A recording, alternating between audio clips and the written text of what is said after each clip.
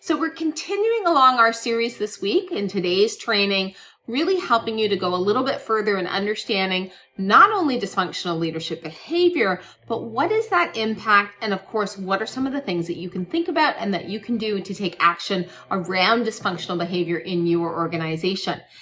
Again, welcome to today's live workshop. My name is Heather Dranitsaris-Hilliard, and I'm going to be talking to you today about what it takes for us to really be able to look at that impact and start to make changes in our own organizations, whether you're a leader or an employee, but also how to really start to be aware of it when you're seeing the patterns of behavior that emerge around dysfunctional leadership. Of course, one of my favorite things to talk about is dysfunctional leadership, and not because it's sort of people think of it when I say, well, we're experts in dysfunction, and not because it's with judgment or a negative thing. It's normal. Dysfunctional behavior, as we've been talking all along in all of the workshops over the last several weeks, is normal, natural behavior. It is to be expected.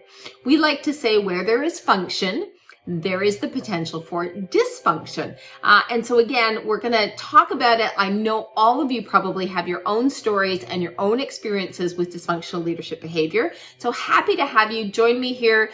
Tell me your comments, ask me your questions, whether you're catching me live here or on the replay. Excited to have you joining us and taking advantage of this information and the stories that I'm going to share with you today to really help you understand what this dysfunctional leadership behavior is doing to our organizations.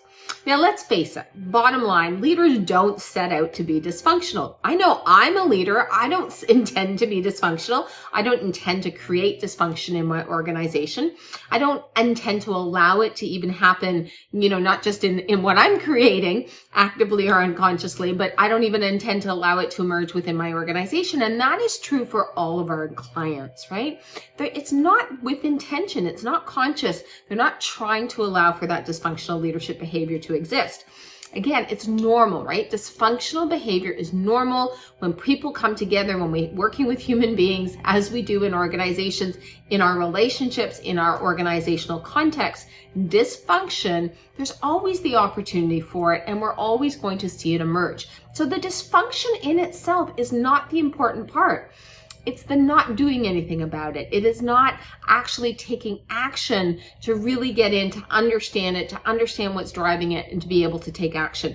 So whether you're experiencing dysfunction in your organization, in your workplace, through your leaders, or even in aspects of your personal life, this training can be beneficial to you as you start to really understand what's driving it and what are some of the things that we see impacting it. Now, over our years, Anne's and my years and years of working with organizations, we know that dysfunction, it simply happens as a matter of course. Now, some organizations stay stuck in that dysfunction, or as we're starting to talk about, sometimes it can feel like we're simply drowning in dysfunction. And obviously, again, not our intention, right? But again, that can happen as a matter of course. And whether we're a leader, whether we're an employee, we're going to experience it. We're going to experience it in our work outcomes, in our work activities. We're going to experience it in our relationships, in that dynamic that emerges around us. The most important thing about dysfunction is not that it exists, but about the fact that there is so little done to challenge it or to change it. And that's what these workshops are all about. That's what we're trying to teach you here inside of our Facebook group, here inside of on our YouTube channel, and also with our upcoming podcast, also focusing on dismantling dysfunction, really making sure that people are equipped with the tools, the techniques, the understanding and the insights that they need so they can really move towards eliminating dysfunction in whatever context we are discovering it or finding ourselves in it. So as we think about what today is all about, I just want to talk to you a little bit about, why dysfunctional leadership behavior is so common. And because we do see it. We see it at all levels, from the top of the organization all the way through. I'm going to focus specifically on dysfunctional leadership behavior because obviously that has the biggest impact out on organizations, right? And dysfunctional leadership behavior today is so common because we have for decades not really invested in the development of our leaders. We have not made sure that our leaders, before they even move into a leadership role, are actually equipped with the leadership skills that they're required. We don't help them understand what it is to even be an effective leader. So they end up focusing more on what they think is a good leader. They want to be a good leader. They want to be liked. They want people to be happy. They want to keep the peace with everyone and not rock the boat. And so what we end up seeing emerge is a whole bunch of leadership behaviors that are ineffective, because the focus is not on developing effective leaders. The focus is not on supporting leaders to be effective. It's really just putting people into leadership roles, hoping for the best. And then, of course, because there's skills, really some challenging things that we have to do as leaders that don't always come naturally to us, things that we have to develop and learn how to do. And if we don't, we can end up creating dysfunction. I always talk about this from my own perspective. When I first started leading, I was in my 20s. Nobody told me how to lead people. I had had a couple of managers, but even then, not very much, and certainly nothing particularly effective. And so I relied very much on my own natural inherent capabilities and strengths. But then I started to realize that there were gaps that I created for my staff because of that, and they couldn't keep up. They couldn't deliver for me what they wanted or what I wanted from them, and they were struggling within that context. And it wasn't because I was a bad leader. It was that I had never been taught how it is I might need to approach people differently, and what it was that they really needed in order for me to be able to lead effectively. And then add to that the complexity of leading across peers or cross-functionally, navigating the gap that our own bosses are going to create for us. All of this requires development. And the lack of development, the lack of really investing in our leaders and supporting their success, and we see this over and over again, not just individual leadership development, but as a collective, really as a team being able to go into developing, that's what leads to dysfunctional behavior. And that's why it is that it's so common in organizations. And it's important that we understand where this leadership dysfunction comes from. It's really important for us to understand the impact that leadership dysfunction has, because what we always see as the symptoms that emerge that are evidence for us always that dysfunction exists is the tendency to complain. There's a tendency to complain about the behavior of the leader, to say that this leader isn't doing enough of this or not enough of that, or they're too much like this. And we complain about it through that lens of judging it as good or bad or right or wrong, as opposed to actually going in and stepping in to effectively deal with it.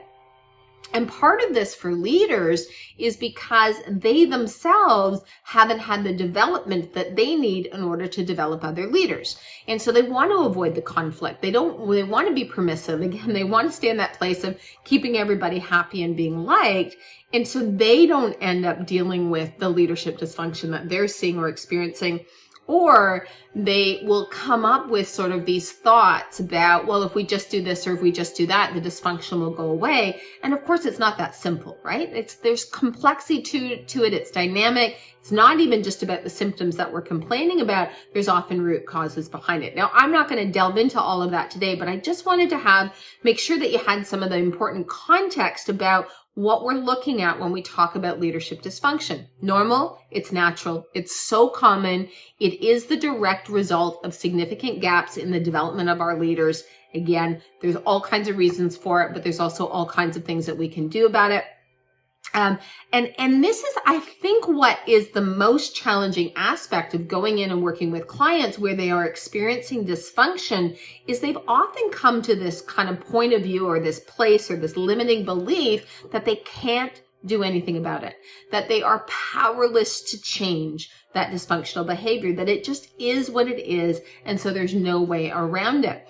And that's what we're here to talk about, is that is not true. There are very specific actions that we can take, whether we are an employee working for a boss who creates dysfunction, whether we are dealing with a peer who creates dysfunction and we're trying to make sure that we're becoming more effective across, or even if it's us that's creating it. And as again, I'm always the first one to admit, especially looking back on my lifetime of leading over the last 25 plus years, the things that I know today that I had no idea that I needed to be doing that from a leadership perspective. And so again, we learn it. Some of us learn it over time, and I've learned it certainly because of the work we do in organizations with other leaders, but my clients, I know, I see it, they struggle, they don't know what to do, they don't know what to say, they don't know how to say it, and so they end up doing nothing and becoming permissive, and again, tolerating that dysfunction and contributing to that dysfunction themselves. We're not powerless to change dysfunctional behavior. That's the best part of it. And that's why we have to stop looking at dysfunction as this untouchable big beast of a thing and start to break it down and really understand what's driving and contributing to that dysfunction. It costs everyone, absolutely everyone in an organization, in a relationship, in employees' roles, at each and every level, dysfunction has a price. And what we're trying to do is move organizations out of that place of dysfunction in order for the organizations to really be able to achieve their potential. We want to move you as individuals out of that place of feeling like you're stuck in that dysfunction you create or that is created by others so that you can achieve your potential. And ultimately, we want to help leaders to feel that greater sense of satisfaction and impact and effectiveness by moving them out of those patterns of dysfunction that they create. Okay, so what I'm going to talk about today is a couple of the really common costs that we see all the time in organizations caused by leadership dysfunction. It's like 3 of the biggest impacts that we see over and over again that leaders are going to, or that will result because of dysfunction in leadership and leadership practices and behaviors. And it's really important to understand when we look at the cost that doing nothing, right? If doing nothing about the leadership dysfunction, complaining about it, talking about it, wishing it was different, but not actually taking action towards resolving it, is actually further enables that behavior. It allows that behavior to continue, and it comes from our own feelings of fear and powerlessness, right? Which I get. So if we're dealing with a leader who is creating dysfunction and we're stuck in that dysfunction as their employee, we can look at it and be really afraid that, well, I can't say anything, I can't do anything, there's nothing I can do, my boss just should. But then again, we stay stuck in that place of dysfunction and of feeling powerless. And so by talking about and really looking at the impact, it sometimes can give us an inroad for how we might tackle it from an organizational perspective. We want to take dysfunction away from it being about the leader. We're not trying to blame them because there are a number of reasons that lead to the dysfunction emerging and happening within the organization. What we're trying to do is equip you with that ability to start to identify it, think about the impact, and then start to look at solutions for moving out of that place of dysfunction. Okay.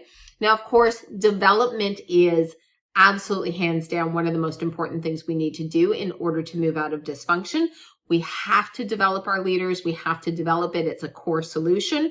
But it's not just as simple as saying, hey, we're going to send you on a bunch of courses. I have a client right now where, as we look to evolve their organization and evolve it out of the dysfunction that has been created as a result of growth and the organization growing to the capacity of the leaders, each one of them has a very different developmental path. Each one of them has very different needs in order to move through their own resistance and their own fears with respect to developing.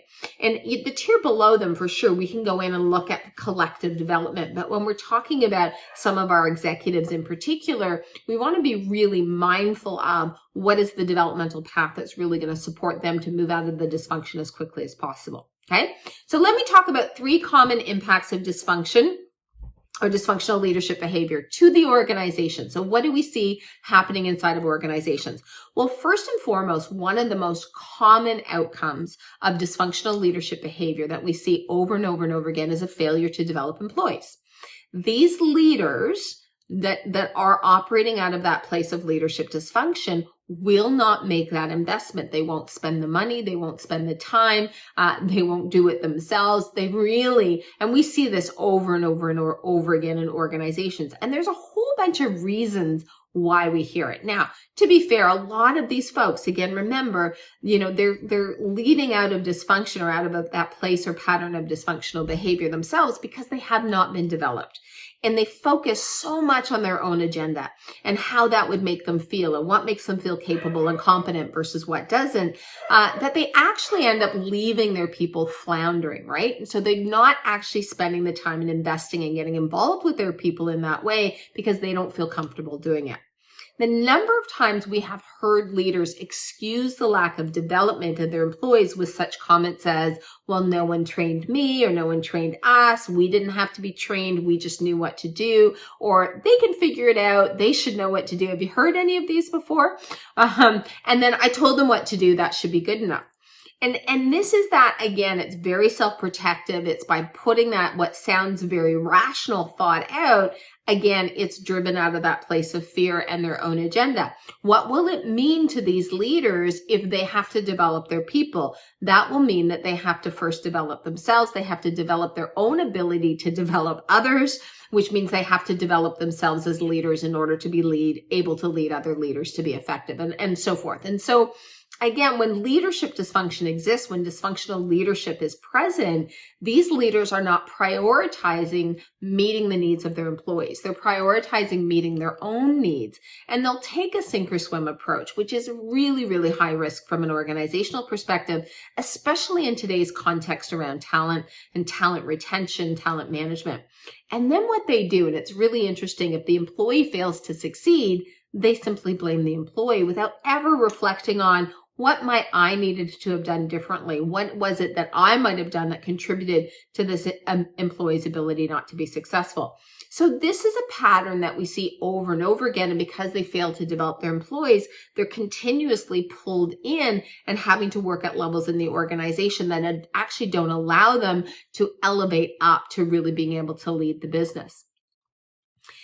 The second impact that I want to talk about is just the increased stress and decreased productivity that results from dysfunctional leadership behavior.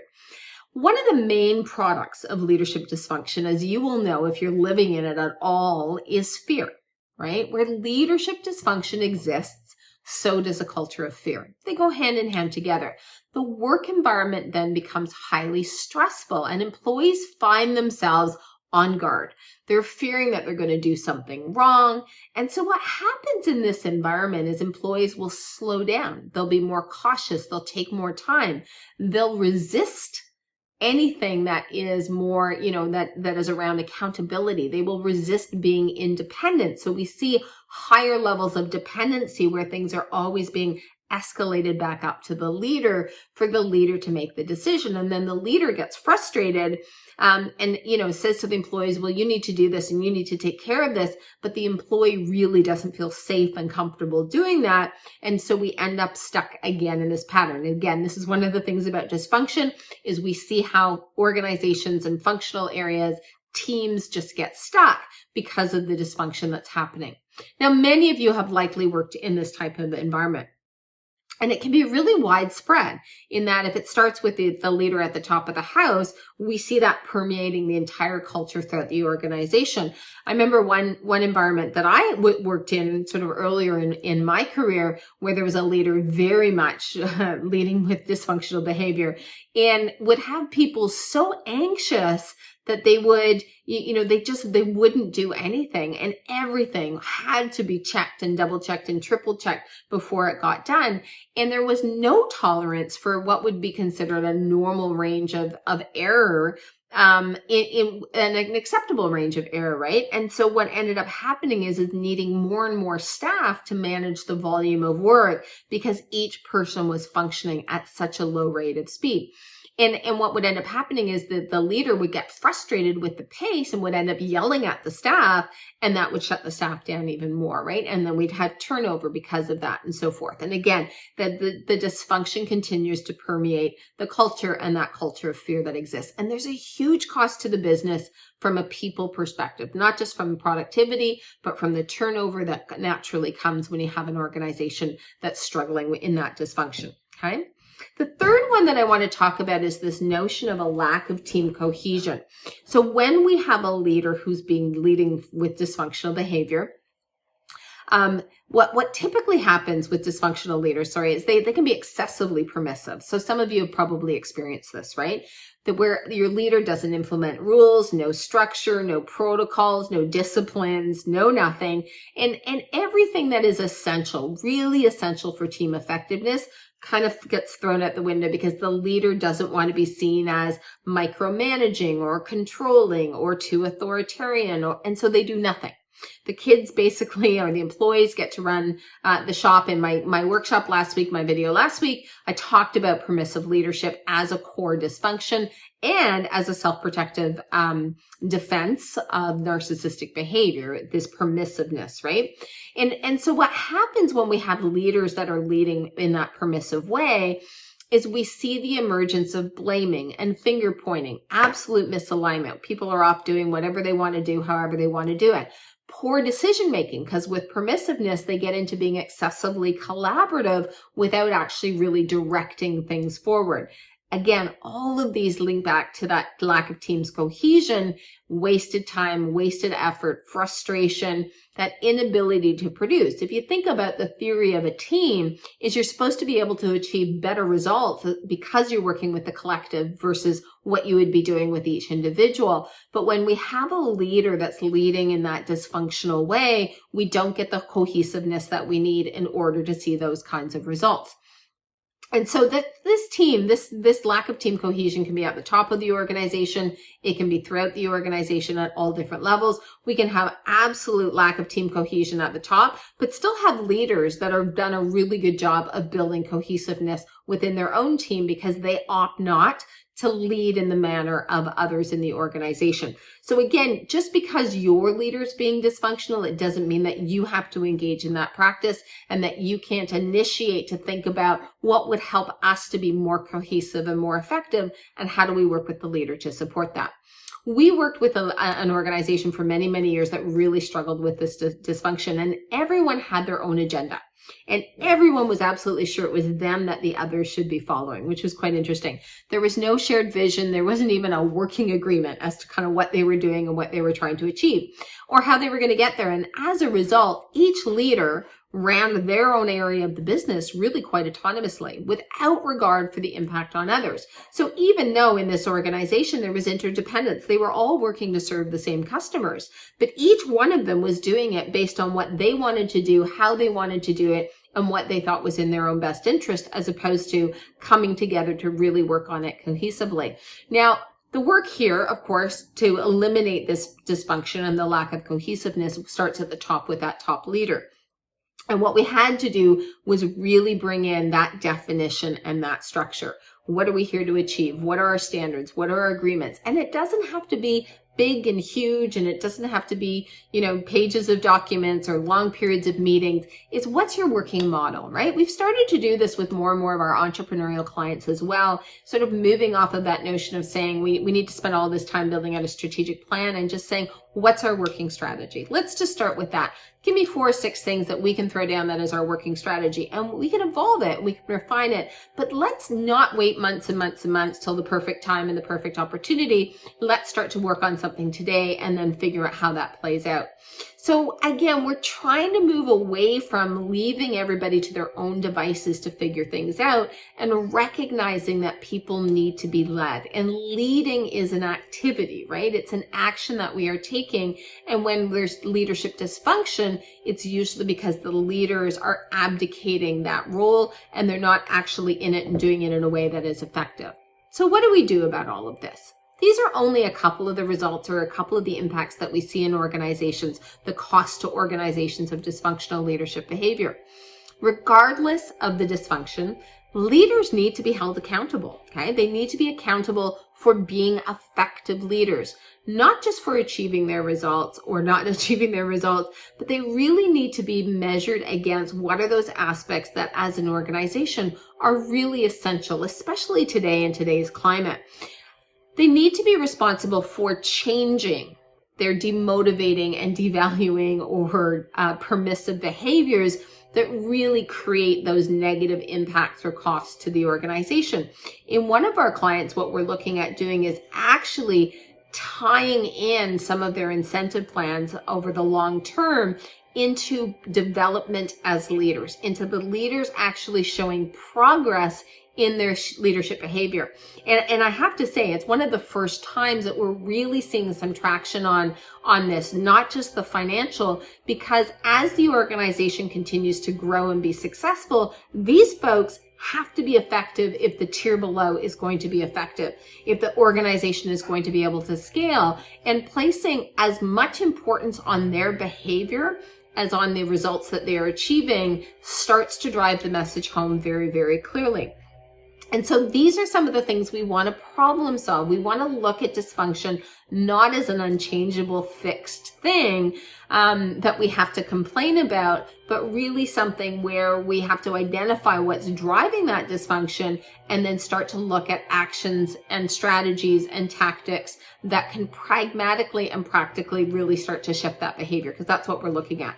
We have the ability, right? At the end of the day, in all of my years of doing this work, and this is why we're in our organizations doing it, we have the ability to change the behavior, to change that and eliminate that dysfunction. Is it easy? No. Does it take work? Absolutely. Are leaders resistant to it? Hands down. We are ourselves as individuals, right? Because it puts us out of our comfort zone when we move into that place of development, but it can be done. And the most important thing is to start with that understanding of what's the dysfunction, what's the cost, and when do we want to move towards doing it. So I'm going to leave you off with the fact that many of the leaders that we work with, they're not aware of the dysfunction that they are creating. They're not aware of the negative impact of their own leadership behavior. And this is why we always come at dysfunction in a really non-judgmental way. It's normal. It's going to happen. And there's a development and organizational solution to move us out of that dysfunction. But we have to focus on the solution and not just this addressing the symptom, but really going after those root causes, okay? Even senior leaders have to understand what their role involves. And this is an interesting point because, I was talking to a client yesterday about this, which is that they can't just think that they can put people underneath them and those people are magically going to be able to do their jobs. Even as senior leaders, we have to keep managing and developing performance and developing the performance and developing our people. We never grow past that in our leadership career path. So us as individuals at any level of the organization, thinking about our own development, the development of the people around us, and how do we start to close some of those gaps in order to really work on the dysfunction within our own organizations. New leaders need constant direction, they need correction, they need coaching.